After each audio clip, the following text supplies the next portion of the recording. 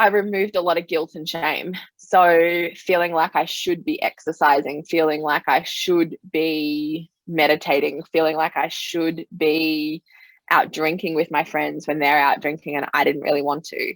But to remove that shame and guilt, you have to understand what it is. And so for me, I didn't really like doing that stuff, but I felt like I had to, again, to be included. I take beef liver every single day, and I do take it in capsule form because full ownership, I am too lazy to cook it. But I did eat beef liver for 2 years before the capsules came out. So I can, again, attest to doing the work and understanding that it is good for you. And you know what? I just pay attention to my body, and it's quite interesting because I think I have quite a lot of control over my body and the environment that it's in. And I've actually had some really big emotional events happen in the last 6 months, and there's just no preparing for that. And so as well as we know our body, events happen that kind of throw us out. But being patient with myself throughout that time. Hello and welcome to the Pcos Oracle podcast, Mel. Thanks for joining me on the show. I'm super excited to be speaking with you today.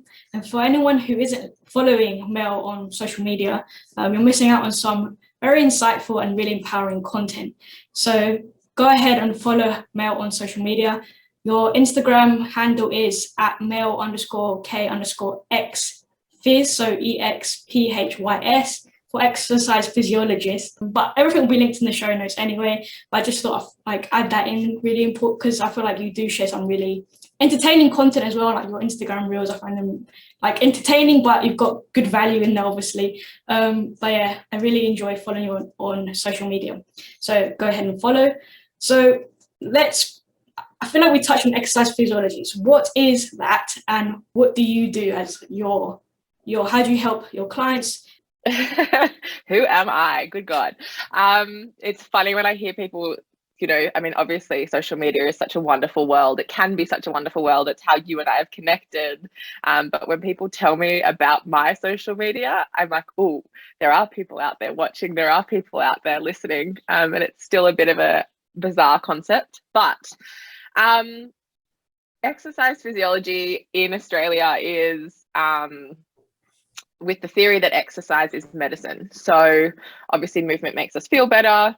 And so exercise physiology is a cohort in Australia that prescribes exercise for several different populations.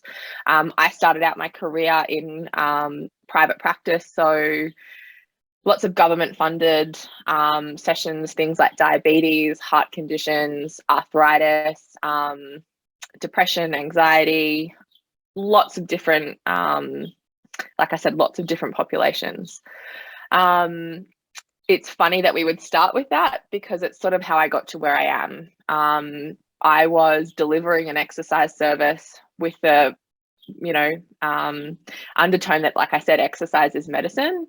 And I think you and I both know this, it's really only one factor in terms of health. And so I was working with these chronically ill patients, and they would do the exercise or they wouldn't do the exercise, but they essentially they were getting stronger, they weren't getting better. And I wanted to help improve lives a lot better than just prescribing exercise. So it's sort of how I got to where I am. And when I then took a step back and said, how is it, what else is involved in a healthy human being? And I mean, if you really want to dive into the history, you can go back to Hippocrates and Galen here, that, they had different stages of health and different aspects of health. And so we had to look at all of those different stages of health to make a healthy individual. And like I said, exercise was just one of them. So yeah, I just took a step back and really started to look at, the environment that human being was in, how they were breathing, how they were eating, how they were thinking, how they were interacting with the people around them. And then, of course, adding in movement on top of that. So I guess that's my exercise physiology world. That's all super interesting. And I feel like we often like lose sight of like, yeah, I feel like we've been bombarded so much with, you know, diet, you know, the whole like restriction and like whatever, that aspect of diet, not necessarily of like whole food and just eating everything and in moderation, just making sure you're getting the nutrients you need for the body, for your enzymes, hormones, whatever. And then it's just like, obviously the other aspect of like, yeah, exercise is super important. It's always been like diet and exercise, but it's also like the other kind of stuff, the other kind of stresses that are around us on a daily basis that we seem to like forget or just not realize. Or yeah, so I feel like paying attention to like all the environmental kind of stuff around us, and everyone's obviously different. Everyone's environment is different as well. So one person might have more stress, or one person's situation, one person's hormone imbalance, one person's like everything's super different. So you really have to like get on that personal level. But that all sounds really interesting. And but if anyone's like interested in finding out more about exercise physiology, definitely check out Mel Instagram page. Well, I mean, and like you touched on a really important factor there, that, you know, stress and people are, you know, adapting to stress, and that's not, it can't be defined in a sentence. It can't be defined. It really has to be a personalized approach and a personalized look at what's happening.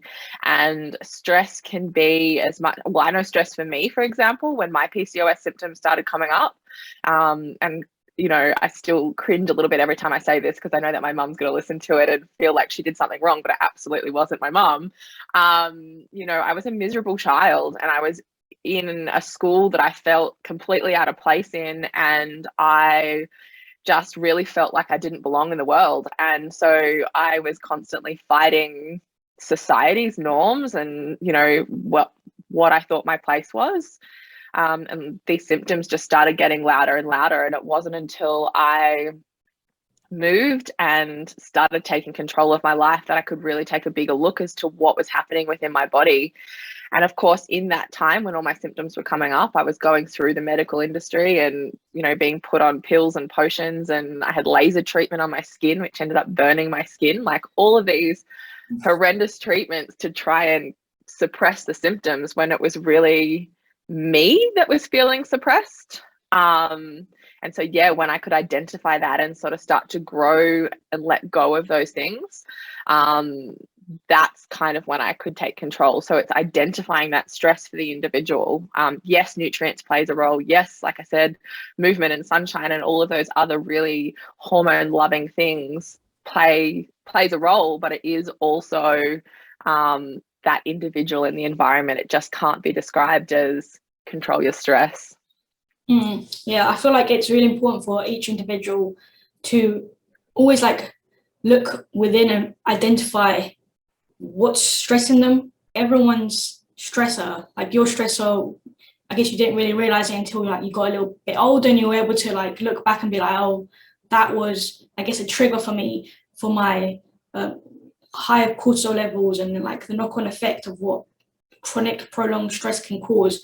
So I feel like everyone has to, I guess, sooner rather than later, like take a step back and like reassess what's going on in their life, because like the longer you just like leave things, sometimes it's like we don't even realize, like I feel like, yeah, when you're like young and go through this stuff, you don't actually like recognize it because you're just like so like caught up in like social media or, you know, trying to compare yourself to others, and like there's just this constant like you're in this like rat race of like you just going and going and going. You just don't have time to like take a step back. It's only until you get sick you're just like, oh, should have. Yeah. Well, you're so concerned about what other people think, you've forgotten to think or feel how you think or feel, and that's the only person that matters in this equation, and what you're thinking and feeling. Exactly. Yeah. Let's delve in a little bit more about your PCOS journey. When exactly you started to notice some symptoms? Yeah. Look, it started honestly from the very beginning of me getting my period. I remember my first period was horrendously painful. And from there, my skin started to get really bad.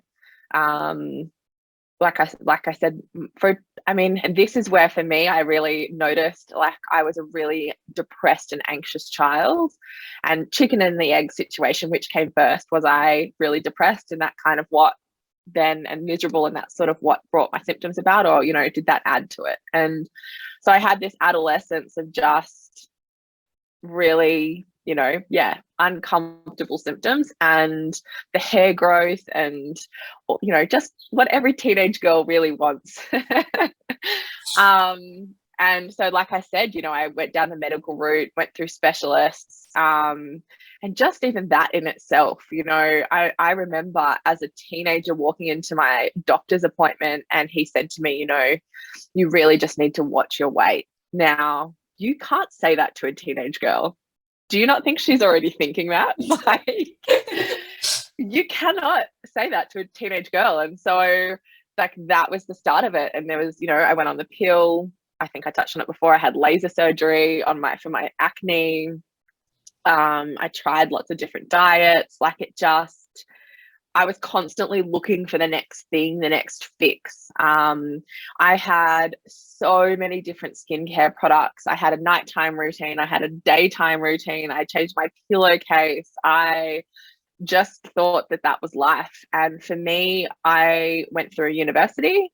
It's funny, I went through university, and I remember telling my boyfriend at the time, I don't think I can have kids, or like, if I want kids, it's going to have to be something that the medical industry helped me with. And the look on his face, he was a little bit older. He was 5 years older than me, and he was devastated. And I was like, what? Like, it didn't comprehend. Like, it's fine. And then it wasn't until I finished university with this degree in exercise physiology, and I'd started working with patients, and I remember waking up every morning crying, and I couldn't for the life of me put a reason on it. I was doing all the things that I thought I was doing, and I just thought to myself, you know what, I'm an exercise physiologist. I'm meant to know all about the human body. Exercise is medicine, and yet I feel so broken and disconnected from my body. What is going on? And so I was doing CrossFit at this time. I was eating paleo. Like I said, I was working full time, and I just kind of wiped the slate clean. I stopped doing CrossFit. I stopped eating paleo. I just ate what I wanted to eat and started yoga. And I don't know if you've ever come across her, but there's I don't actually know her profession. I think she's a naturopath in Australia, Nat Kingaris. I watched one of her online PCOS myth busting documentaries, like webinars. And she started talking all about the pill and the effects of the pill, and all about how the body actually wants to be healthy and wants to fix itself. And I just went, oh my God, I've been on the pill. At this point I was 25. I've been on the pill since I was 13. That was it. Stopped taking it. And that really started my journey of trusting my body and trusting that my body knew best. Yeah, I feel like that your whole journey, I feel like everyone can pretty much relate, whether it's pretty similar to what people have, like, standardized process. That doesn't have to be everyone's process now, because you and I know better, and exactly, people like you and I are telling our stories, and telling people that yes, these symptoms come up, but they, you don't have to punish yourself. You don't have to, I honestly can't remember who in the metabolic world said this, and I'm gonna, really be sad for not being able to quote them on this, but your body isn't deficient in medication. Your body is not missing medication. Your body is trying to get you healthy. And again, it's that environment that you're in, that you're not, there's something else missing. There's another element missing. It's not the medication. It's not another doctor's appointment. And let's be honest, am I allowed to swear on this? You feel awful when, you go to another doctor's appointment and they haven't got an answer for you. So they send you to someone else. You've got someone that can't give you an answer. And it's not a real good feeling. Yeah, no, I totally agree with that. I feel like we've lost that sense of, I don't know what the word I'm looking for, but trust with our body. We've lost the communication. We've lost the sense of like just listening to it, because we've constantly just gone through that, chasing a new diet, following fasting, intermittent fasting, and like taking these pills. So I feel like we've just lost that thing with our body. Connection? Yeah, the connection. We've lost it. And like we just can't seem like, if we trust our body, we just have that fear. We have fear of trusting the body because we think, okay, if I eat more food, let's say, and like heal my body, okay, I have to eat more food to heal my body. I'm scared to eat more food because I'm going to gain weight. There's always like that fear. I'm scared to do it. I'm going to gain weight. I'm scared to do this because, I'm going to like miss out on all the drinking and all the partying and all the whatever it is. Like, the fear of like missing out so I just feel like we've just lost that connection. I feel like we need to all just start to reconnect again, and like we have to absolutely block people out sometimes and be on our own to reassess things and see what's important. And if you're really like actually looking to regain hormonal health, your better metabolism, you have to, I guess, like sacrifice certain things and be full in, like committed and dedicated to like the whole process, because you can't just do something for like a month and expect, okay, I'm like everything's healed. Especially that, it takes how many years for like PCOS to develop. It doesn't just happen like, I woke up one day and like, yeah, I've got PCOS. Like it just doesn't happen. Like your body, no, exactly, understands certain things up until a certain point. Then it's just like, look, like, it's too much. I need you to take a step back. Like let me recover. Which is that constant fighting all the time. It's just But even in that, it sounds like yes, recovery can be a really long journey, but it can also be broken down. Again, you and I very much practice coming from that metabolic space, and so it's every day, every week, every month, you're getting a new set of data to put into the next month. It's not about going, like I just said, I was on the pill from 13 to 25. It's not about going, okay, there's 12 odd years there of not understanding my body, so I've got another 12 years to learn that.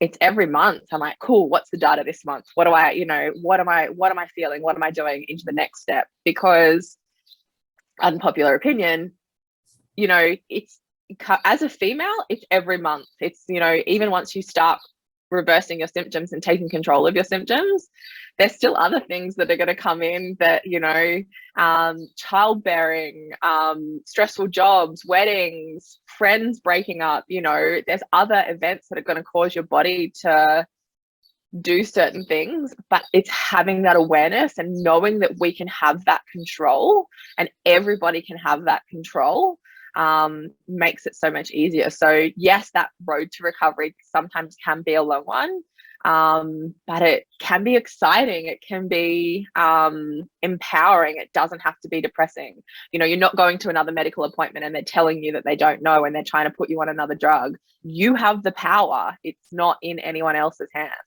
Yeah, definitely. It is, like you said, it's a long road. It can be quite difficult at times. I feel like it is an exciting process, especially once you start to make all those holistic kind of changes, your diet, your lifestyle, whatever it is, and you see those changes, you see the symptoms start to improve like month by month. You start to see your temperature increasing. You start to like have warmer like limbs, like whatnot. You go to toilet like a regular person. It's just like those small things that it motivates you to carry on like making those changes. So yeah, definitely it's very exciting. And I think like you just touched on a really, one of those sort of incidental benefits, and I'm quite mindful that you're walking into winter in London and I'm here in Australia, but it gets really I feel like it gets really cold here in wintertime, and we still in wintertime here we still sit around in the mornings 1 degree, and if I'm in the gym or things like that, my hands and my toes used to get so cold, and I just used to think, oh, it's wintertime here, like that's a normal thing. And then when I started paying attention to my metabolism and paying attention to my body, the last couple of winters I haven't noticed it, and I just was like, well, it's not like it's gotten any warmer, it's, oh my gosh, my body is able to adapt to that change in temperature and not just fight for its life, essentially. Yeah, that's a good point that you brought up. I think that's definitely super interesting, and people should like take into consideration. Like there's all this kind of stuff that you don't really realize until you see that switch. You're just like, oh, that's pretty cool. It's just like, yeah, it's so cool. body adapting. And well, on another note, is obviously, like you said, there's going to be a lot of stressors around us. It's about making your body and your metabolism more resilient to these stresses. So like when we do have a stressful period, because there's always going to be like periods of stress, like we're not escaping stress. we're never gonna just be chilled for the rest of our life. There's all gonna be something that's gonna be like bombarding us. It's about mitigating and becoming more resilient so our body can withstand the stresses, so we don't get sick like we would if we were in a unsupported state, like not eating well, not exercising properly, not sleeping, etc. PCOS is very common. A study identifies that the global prevalence of PCOS is estimated to be between 6 and 26%. But despite it being so common, research estimates that up to 75% of women with PCOS remain undiagnosed. A 2017 study in the Journal of Clinical Endocrinology and Metabolism showed that over 1/3 of women with PCOS had to wait over 2 years and visit with at least 3 different health professionals before a doctor provided their diagnosis. But you can now bypass the failed and unhelpful doctor visits and reach the correct diagnosis. Take control of your health with a Let's Get Checked at-home PCOS test. Taking this test can empower you to have an informed conversation with your healthcare provider and reach a diagnosis. The test kit measures key hormones that help control essential functions, including your menstrual cycle, weight, and metabolism.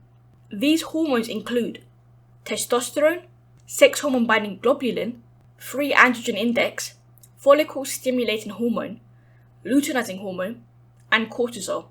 Let's Get Checked shares your results with you via your secure online account within 2 to 5 days. It's super quick, seamless, and your results are confidential. If your results are abnormal, Let's Get Checked nurses can explain your results to you, answer your questions, and guide you to your next steps.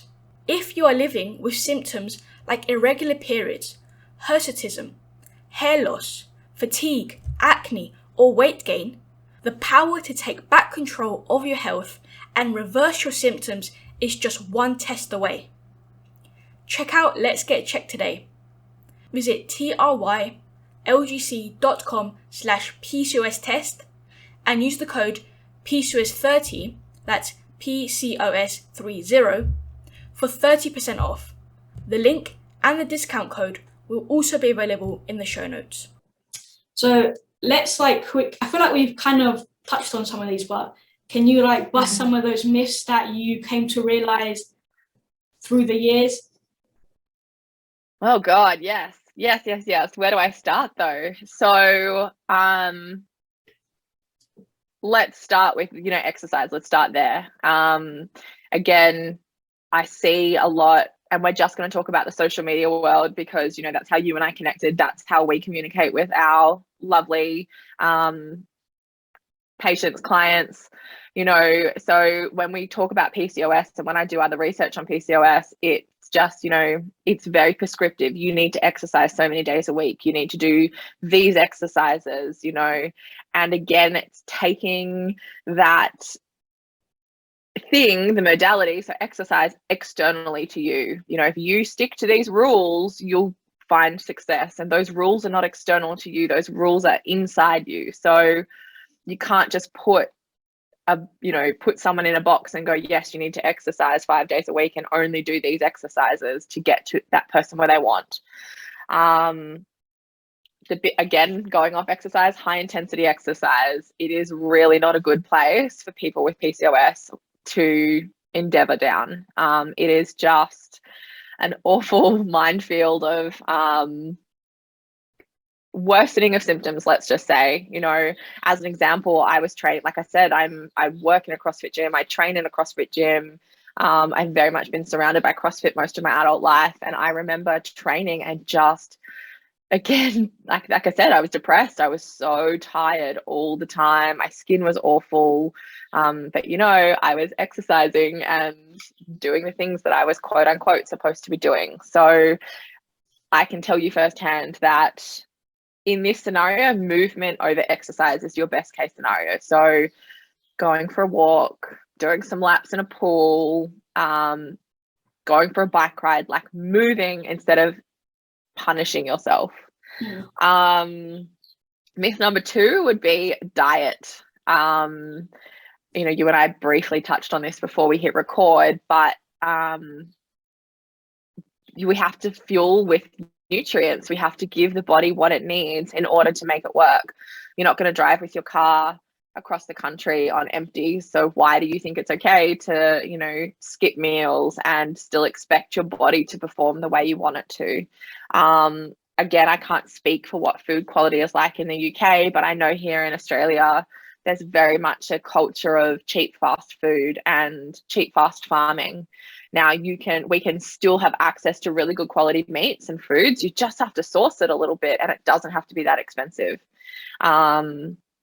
You know, and again, yes, you and I both come from the metabolic space, and we talk about eating for the body, but you know, you just have to know that you're getting nutrients, and remove labels. No, there's no food that's healthy. There's no food that's unhealthy. There's no food that's a breakfast food. There's no food that's a dinner food. You know, what story are you telling yourself? Just eat food and understand how that food is nurturing you.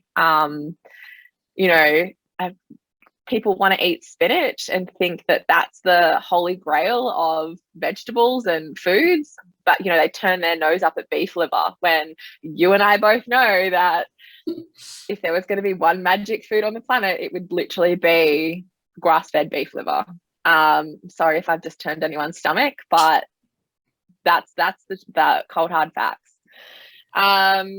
Myth number 3 was that there is no one way to heal. Like you and I talked about this in the beginning, it really comes down to understanding who you are as an individual and learning to love that individual. You know, you're not going to hate yourself to recovery. You're not going to hate yourself and punish yourself to feeling better. And while, yes, I know that right now you are probably in a lot of pain and a lot of confusion and a lot of just discomfort, but I promise you that the minute you accept and go, okay, how can I best show love to myself right now? Life starts getting better. Get curious. That with the last point of just like self-love, I feel like I can relate so much to like the fact that I lost my period for like 6 years. I was constantly fighting, like not eating enough food and over exercising. I was just thinking all the stuff I was doing, and I kept saying to myself, I'm never going to get it back. I'm never going to get it back. This is just, for me, for the rest of my life, I'm just going to have like no period. You know, this is my life. That's normal. That's your normal, you know? And yeah, I was just like, if I keep talking like that, and if I keep doing the stuff I'm going to it's never going to happen. Like you can't get a period in an undernourished state. You can't get a period in a stress state. You can't, and even like the way you speak to yourself you're causing stress. That communication between like your brain and the ovaries that's a stress. 100%. And I think, you know, there's 2 things that you really touched on there. It also comes to education around our menstrual cycle. You know, women aren't taught, you know, we're just told that we have a period once a month, or you're supposed to have a period once a month. And the idea of having a period is that you're of childbirthing age then. And there's not a lot of other education around how you can control your PMS, your pains, your headaches, your bloating, all of that sort of stuff. But also that, you know what, in that cycle, you can only get pregnant for up to 6 days. It's not the length of the cycle that you can get pregnant. And so it comes back to that awareness and education as to what that cycle is. The second point that you brought up there was that, you know, the idea of having a cycle is so that we can have a baby. And so if you are punishing yourself, if you are putting yourself in a stressed state, be that through self-talk, be that through restricting food or over-exercising or whatever that modality is for you, your body is not going to want to house a baby. Your body is not feeling safe. So it's not going to welcome life into, it's not going to want to welcome life into the world. And this is where it gets really tricky, because we start looking around us and go, well, my neighbor, I know that she smokes and drinks and she hasn't had a problem conceiving. I know that my the woman down the road is a marathon runner and she's got 5 children. You can't look at, again, those people around you. It comes back to who you are and that environment that you're in, to being able to feel safe for that to occur. Yeah, that's a good point that you brought up. So I feel like we do often like just compare ourselves to other people, and we just think, if they've done it, why doesn't it work for me? Or what's wrong with me? And it's just like, you again fall into that whole cycle. But like you said, if we're not nourishing our body and we're in a stressed state, obviously the first kind of things that are going to get shut down is like reproductive functions, because if you're not eating enough for your own body, your body's in a survival state. So it's just like, that's the first thing to get shut off. And obviously that with hair growth, your hair will start to go, because your hair's not important in this situation. Yeah. Is important, like your heart is important. So the analogy that I like to use there is the switchboard on a house. Have you ever had a fuse blow in your house and you've had to go and manually turn it back on? Yeah. And so, when the fuse blows, it just switches off that room. It needs to keep power to the rest of the house, but it just switches off that room. And it's kind of like this analogy with PCOS. The body doesn't have enough energy, and it really needs to keep energy going to your brain, your heart, your lungs to keep you alive. So it's going to kind of start shutting off rooms so that it can keep that energy flowing where it's needed. Yeah, because I feel like with PCOS going to like this energy kind of state, I feel like I had an Instagram post like yesterday. I posted I was like talking about how you shouldn't like focus on these symptoms of like high male hormones are a symptom, hair loss is a symptom, acne is a symptom, weight gain is a symptom, and we need to focus on addressing that, the energy of the thyroid, making sure you're detoxifying so your liver's healthy, or balancing your blood sugar, you've got a steady supply of energy, of glucose, glycogen. And so we often we hear, okay, it's PCOS is just a high male hormone, so I have to focus on lowering the male hormones. But like, what is the driver of the male hormones? It comes from somewhere. So we have to really delve into the root cause. And it all comes, it's a metabolic issue. So we have to focus on the metabolism, on the thyroid. But like when you say this, everyone's just like, oh, it's just, it's just insulin resistance. It's like, what's causing insulin resistance? Like, or can you tell me what insulin resistance is? Like, whereas these, the people that are in pain in front of us, they're just, regurgitating words that they've heard. Tell me what that is. Tell me how you're going to, look at that as a whole. You weren't born with this, so why do you have it now? It's like, just get curious about what they're telling you. And look, I'm not discrediting the medical industry, because they are doing some amazing things. And, heaven forbid I ever need my life saved. That's where I'm going. But this is your body. Get curious with it. When things start to happen, get curious with it. And again, I think going down the medical industry, we talked about,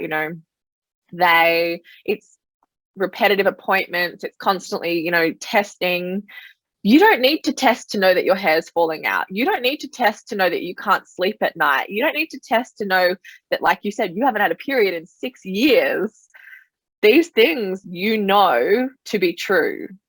Exactly. So what can we do about them today to help you feel better? Yeah, I guess we can dive into some of these remedies, or how we can start to heal the body. We've spoken a lot about metabolism, but how did you go about doing it? And then we can, obviously, because it's not going to be like a standardized approach, it's obviously personalized, but give our listeners some couple of tips, some starting place to start, maybe a couple of steps. I feel like that's in your programs, like PCOS Breakthrough. PCOS Breakthrough is my program, and there are 6 steps to the program. But there's sort of like one step before that program. And I know that this, when people hear this, I really hope they don't think that it's just a shameless plug. But the first thing that you can do is honestly get curious and get a coach. Get a coach that has been where you are and done what you want to do, because they are ultimately going to be helping you, be able to help you because they've been in your shoes. And again, there's so much information out there on the internet, and it is so overwhelming, and the coach will just be able to meet you where you're at and deliver the information as you need it. So that is that's the pre-step. So then the step number one that I work through with my girls is mindset and understanding who you are as a human being, and just really honing in on values and understanding that, and looking at where you're not respecting your values and where you can respect your values, and just, you know, that self-talk, that self-love, recognizing what that is, because again, it's such a foreign concept for people to be able to sit in that and actually hear themselves say those things. So that's step number one. Step number two, I teach them about the body, teach them about, you know, how the body does want to function, and the signs and the symptoms that it is not functioning the way it wants to function, and how we can measure it. So things like body temperature, things like our energy levels, you know, just little things that again don't require too much testing, but is in your power right here, right now. Step three, we look at food, and we look at where we get our nutrients and how we get our nutrients and what our nutrients is important for. So something else that I find really disturbing in our little internet bubble is that, you know, everyone talks about the pills and potions that we need to get healthy. And don't get me wrong, supplements can be great, but you still need the foundations. You still need to be eating enough protein, eating enough carbohydrates, eating enough fats in a specific quantity to then carry those magic pills and potions to their destination. So just understanding that again in itself, and what that looks like, you know, that looks different for every person. It doesn't just magically happen. Step four is then movement, because once you are feeling good about yourself, then energizing yourself, then we can add in movement. Movement does not come before any of the other foundations are met. I need to know that you're sleeping. I need to know that you're eating. I need to know that you are feeling good before we start adding that other thing in. We then move into stress and management.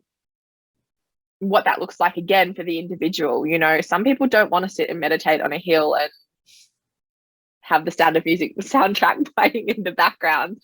That would be quite stressful for some people. And so again, recognizing what different stress management techniques are and how they can access them. Then in the last stage, I basically get you to write a checklist. You know, what have you learned over the last 5 weeks, and how can you check in with your body every single day to know what's happening, so that when they leave the program, they have 6 steps that they can check in with. And it's not, like I said, you know, well, you and I said, it's not a matter of just healing yourself. It is a journey. It is week by week, month by month. And so if you've got that 6 steps in front of you, it's so much easier to go, right, where is my body and what does it need today? Yeah. And so understanding those foundations for anybody is so important, because again, you can't just wake up tomorrow and go, yeah, I'm, you know, cured. It requires a little bit of attention, and it is so uncomfortable to pay yourself attention when you don't want to. But again, it is so rewarding. It is so rewarding. Yeah, definitely. I love the process, the steps that you use to in your program, and I'll have that in the show notes as well. But like you said, I feel like having the movement aspect, once you've addressed the nourishing bit, the nutrients, making sure you're energized, because I feel like a lot of us forget that stress, while it's a good exercise, while it's a good stressor, like muscle grows, whatever, it's a good stress, it's still a stress on the body. And if your body's not in like a supported state, and it doesn't have the energy to meet those demands, then it's kind of counterintuitive to what you're not going to get the positive benefits. You're just going to make yourself feel even worse. So it's just like, you have to remember that exercise, yeah, it's great, but where are you at this moment in time? We can't just throw in the exercise and expect that you're just gonna. Well, it's like sleep as well. You know, yes, sleep is great. but you're not going to sleep all day, every day. Like, it needs to be put in at the appropriate times. And, you know, everything has its place. And again, the social media world, as lovely as it is, has just tried to teach women that, you know, they're not working hard enough. They, you know, if they're not getting the results they want, they're not working hard enough. If they're not getting the results, they're not doing the right exercises. If they're not, you know, if they're not getting the results, it's a force external to them. And while, yes, it's fine once you're doing that, but again, it comes to a point where you need to recognize what part you play in that and how you can change it for the better. Yeah, not just constantly looking for an external force to change you. Yeah, because I can say from personal experience, there's been so many times throughout the years. I started exercising, like lifting weights from like the age of like 15, 16 maybe. I'm 27 now. So it's been like a lot of years.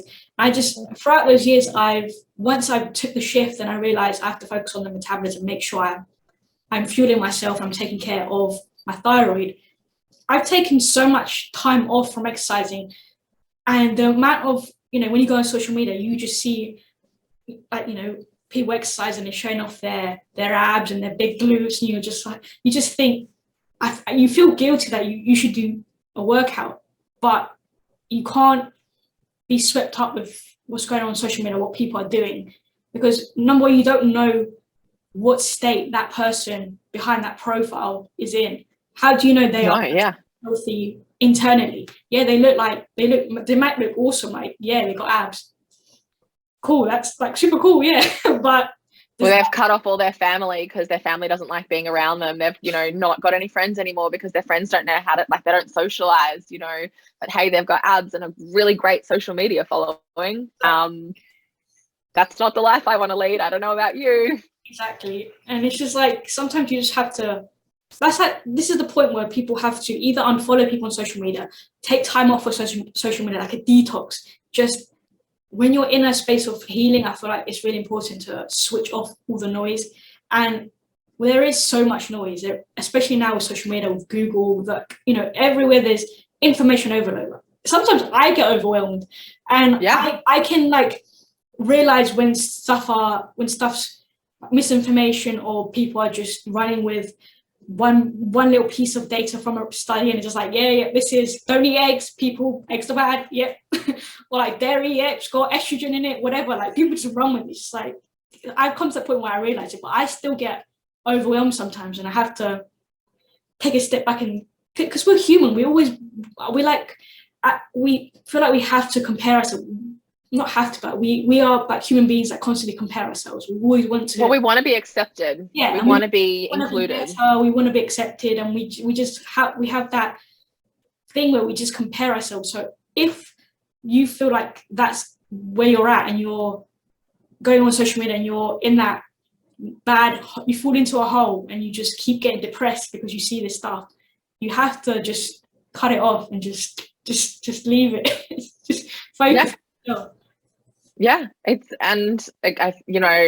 funny because I say this on my social media quite often.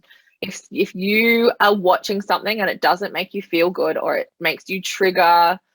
triggers you to, you know, think that you need to exercise more or eat less or whatever it is, just ask yourself, how does it make me feel? And mute them or unfollow them, and like, this includes friends and family. This doesn't necessarily just include big social media influencers. And every time I sort of remind people of that, I'm like, oh, is my account going to go down? Am I triggering anyone? But I welcome that. You know, if I am triggering someone, please unfollow me. Like, I'm not here to cause pain or discomfort in your life. I'm here to hopefully try and improve it.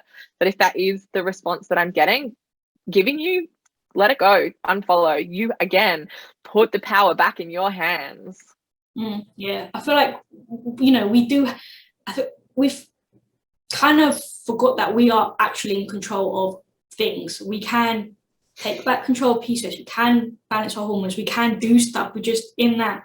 Maybe it's because we just always going to the doctors and they're giving us the pill and whatever medication. We just feel like we are not. We're handing our power out. Yeah, like, this pill's going to save me. Like, I have to take the pill to get my period back. I have to take it to balance my hormones. So we've lost that. We've given the power to these pills. Should we touch on some things that you personally did on your journey, and maybe like what your, I don't know, like staples in your life that you have obtained through your research, through experience. Like what are some things that you, whatever like staple is in your diet, anything, just the top 3, I don't know. If you think of more. So I'm now a monk and I live on a hilltop and have no stress around me whatsoever, and that's how I reversed my symptoms. No, so I mean, I know that that's not possible for everyone, but I left the big city. I moved out of Sydney and I moved into a beautiful country town in South Australia, and so I can walk places. I can, the weather is quite moderate. It's, I put myself in an environment that I knew that I could feel happy and confident in. I make sure I eat food. I know that sounds so simple. I eat first thing in the morning. I eat every 3 hours thereafter. I, make sure that I feel good. And so my food, again, doesn't come down to eating a certain amount of macros, or, it comes down to, what haven't I, have I eaten enough fish this week? Have I eaten enough? How am I feeling within my body? Not just applying a template. And honestly, I removed a lot of guilt and shame. So feeling like I should be exercising, feeling like I should be meditating, feeling like I should be out drinking with my friends when they're out drinking and I didn't really want to. But to remove that shame and guilt, you have to understand what it is. And so for me, I didn't really like doing that stuff, but I felt like I had to, again, to be included. I take beef liver every single day, and I do take it in capsule form because full ownership, I am too lazy to cook it. But I did eat beef liver for 2 years before the capsules came out. So I can, again, attest to doing the work and understanding that it is good for you. And you know what? I just pay attention to my body, and it's quite interesting because I think I have quite a lot of control over my body and the environment that it's in. And I've actually had some really big emotional events happen in the last 6 months, and there's just no preparing for that. And so as well as we know our body, events happen that kind of throw us out. But being patient with myself throughout that time. For sure. What are your non-negotiables for yourself? Yeah, I feel like breakfast, not skipping meals, because I feel like everyone's falling into the whole fasting, obviously for the whole autophagy, you're, healing your body and whatnot, all these fancy words. So obviously I was used to I feel like I wasn't fasting as long as most people, but I would try and push like extra hour, like won't eat as soon as I wake up, let's go a little bit longer until it's that control, right? Like I feel like really hungry, I'm gonna like pass out, I'm like super hungry. But yeah, so I eat within 30 minutes of like waking up, maximum an hour, but I'm always hungry when I wake up. So yeah, that's like a sign. If you're not hungry when you wake up, that's like some metabolic things that you have to like fix. Yeah. Also, I feel like another one is just making sure I'm eating enough protein. So I feel like another thing is also good quality protein, and make sure you're balancing your amino acid profile. Because I feel like a lot of us think, we know protein's good, you need to build muscle, it's good for weight loss. But that's the thing, right? It has come from the fitness world where, you just need protein for your muscles. Yeah, exactly. What do every single cell in our body replenishes itself, every single one. Like we're not born with the same set of cells that we die with. It gets replenished along the way. And what is that building block for the replenishing of the cells? Protein. And so, it's taking away that idea that protein is not just for muscle, it is for the whole body. Exactly, yeah. And like your thyroid needs protein to make thyroid hormones. So it's like obviously making sure I'm having, if I'm having my muscle meat, I make sure that I have, and like gelatin, so anti-inflammatory amino acids. So that's like something I'm always like telling my clients, like when you have your muscle meat, just like get a little bit of gelatin or add it into your meat or whatever in any way you can. So that's like another thing. And obviously carbs, I feel like we've in the PCOS community or in just general, everyone's had this fear of carbs. Like carbs are going to make us fat, carbs are going to spike our blood sugar, carbs are going to, fruit's bad. So I pretty much eat fruit at every meal, and just as a snack. I always just love fruit. I always eat fruit if I can. How do you go with that in the UK? How does that, do you eat frozen fruit? Do you? Yeah, I mean, I have a mixture. I have frozen fruit or just like fresh fruit, any fruit, anything. Because I feel like everyone thinks frozen is like bad. Yeah. But like we're not talking about like frozen ready meals. We're talking about frozen. You just literally I've not done anything to them. Yeah. Exactly. It's just like frozen, and then like they're just left until you buy it. So yeah, frozen fruit, fresh fruit, and like so liver, making sure and all these like other things that I just obviously learned in the last year, like bee pollen, so adding it to my yogurt, my fruit, adding more coconut oil as well. It's just like all this kind of stuff. So like those kind of things are staples, like cooking with coconut oil, having liver every like 7 to 10 days, making sure I'm getting the balance of amino acids, making sure I have enough carbohydrates. If I'm exercising, I have more carbs. And like now I'm not. But even that's such a foreign concept. Oh, you're going to exercise? You need to eat more to exercise? No. You shouldn't I eat less? No, people, eat the food. Yeah, that's another thing that we have to like there's just so much to unlearn. And this is like the exciting thing, and a bit of a number one, it's like a bit depressing and exciting, because I feel like it's depressing to know that you were following these things for so long. Yeah. For example, we thought vegetable oils were like super healthy for you. We thought, exercising fasted was good for us. We thought salt was bad for us. There's just so much things that I thought were healthy and I was doing, because I was like, yeah, these are super healthy. I was saying to my family, yeah, we need to like avoid dairy. Dairy's got like it causes inflammation. It's like all this stuff. I'm just like, they're the only species that drinks another species milk. I was just like, what was like you cringe at like what you were saying to people. Yeah. Oh my gosh, I can't believe I said that. I'm so sorry. Yeah, just like chug your milk, chug it, just like yeah. But it's just like stuff like that. You just like so stuff like that. I just realized, I can't believe the stuff I believed, and then it's exciting now to realize that all the stuff I thought was bad is good. So I don't have to avoid adding salt to my food, and I don't have to avoid adding coconut oil and grass-fed butter, and I don't have to be scared of eating a piece of steak. There's just so much stuff. Yeah. Like, we're so left to fear. I feel like we've like touched on quite a range of things. Do you have any final word of wisdom? I just, I guess my final word of wisdom is I really want women to feel empowered to make their own choices and understand that when they don't feel good within their body, it's okay to not feel good within your body, but know that you have the power to change that. And it's not necessarily through another medication or another specialist or another naturopath or another dietitian or even another exercise physiologist.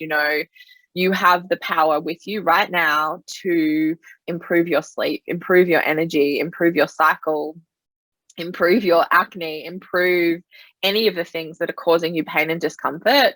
You have the power to do that. Mm-hmm. That's a great piece of advice, and something I definitely agree with, and something I'm always saying as well. I feel like we have to be patient and I feel like all the stuff that we maybe touched on can be a little bit overwhelming. We listed overwhelming a range of like components and things that you could do. So I feel like with your program of like step by step, that's how we should approach things, step by step. Don't just go from okay, I'm eating the worst food, I'm not eating enough, and my whole lifestyle's just a mess, whatever, and just go to change everything, because that's just stressful. Yeah, well, then this is the thing, like you and I have been doing this for years. It's not just something that we woke up and decided that we were going to do. We've been doing it for years. We did it for ourselves. We've done our research. We've been working with clients. This is not something that has just come about. Like, it's taken years of research. And so if you're hearing all of this stuff for the first time, yes, it is super overwhelming and you feel like you have 100 things to catch up on, but it is just about putting 2 feet on the ground, understanding where you are right now and how to take that next step. Yeah. So yeah, definitely start with like the whole mindset and then your diet, and then move on to the rest of the stuff. Because like even for me now, there's still stuff I'm still working on. I don't have everything like figured out all in place. I still have like times where I am more stressed or whatever. So I feel like I'm always looking at adding one thing at a time, because I feel like when you adding various variables at different times, you can see what's working. Like you can manipulate certain things better, and then you can see what's working for you. So if I just change everything, how am I going to know what actually worked? I won't know if it's the beef liver or if it was slept for like 9 hours. Yeah. And it's quite funny because a couple of the women that I've worked with have come from other programs, and it's exactly that. They found the other programs really overwhelming because the coaches have gone, here's the information, change your life. And it doesn't work like that. It has to start with one thing. And so while I work through the modules with the women that come into my program, it's, every week, they get a homework task. So there's one thing they look at to implement into their life and have a look at how their body responds. And they are in control of that. Again, that's not me sitting here going, this is how you should feel at the end of this. How do you feel at the end of this? Exactly. That's exactly what I do. That's exactly. I'm always after the consultation call, I'm like, okay, based on what we've just said, I'm like, okay, you got some homework now. These are like 1 or 2 things. Focus on like making sure you've got a good balance of your meals. Make sure that you're, wherever on that call we said, and it's like, and then in the next week or 2 weeks, whenever we have a chat, it's just like, okay, now that you did your homework, you were eating balanced meals, how did you feel after that? And it's like, oh, I didn't have migraines. Oh, I had more energy throughout the day. And it's like, great. We didn't really. I didn't expect that to happen. Oh, did you have less headaches? Did you sleep better? It's just like, no. Yeah. Tell me, did you feel anything? Did you feel like nothing? Like, if you feel nothing, you have to like reassess what you were doing, or like, things. This is like not like just, you should be feeling like this. Because then it's like, if they don't feel like that, they're going to feel bad and like they failed again. So it's always like asking the client, like, how are you feeling? Like, did you notice anything? Tell me. Please share. I mean, there's an element there that we kind of will guide, I want that, I want that journey to be for you. I know what I want from you, but I can't give that to you because that's your journey. Exactly. And, if you're listening to this thinking that that's a really slow process, I can guarantee you that both Des and I sit there and want to give you 100 things to do, but we know that 100 things aren't going to change your life, and one thing will. 100%. Awesome. Thanks so much for taking the time out of your day to join me on the podcast. Before we wrap up, can you share again with our listeners where they can find you and where they can find more about your program, your coaching, so I can have it in the show notes? Yeah, so just Instagram at this stage. So it's at Mel_Kaye_EXPHYS. So Mel Kaye X Phys. And I think we said this earlier as well. Just start the conversation, send us a message, ask us how we are, and then talk. Let's organize a chat. It's not about building the Great Wall of China overnight. It is really about just laying each individual brick. So let's just start the conversation. Definitely. Awesome. Thank you so much. I really appreciate you sharing your story, sharing some of your tips, and just, being open and empowering people and giving them the self-confidence and the feeling that they can overcome their situation, wherever, their PCOS, whatever problem they have, through your tips, through being patient and just self-love and not hating your body, even though when we are in You this, want to hate it. you want to be like, why are you doing this to me? Why Yeah. have I done to you? Yeah, get curious, ladies. Just get curious. Yeah. Thank you so much. Thank you.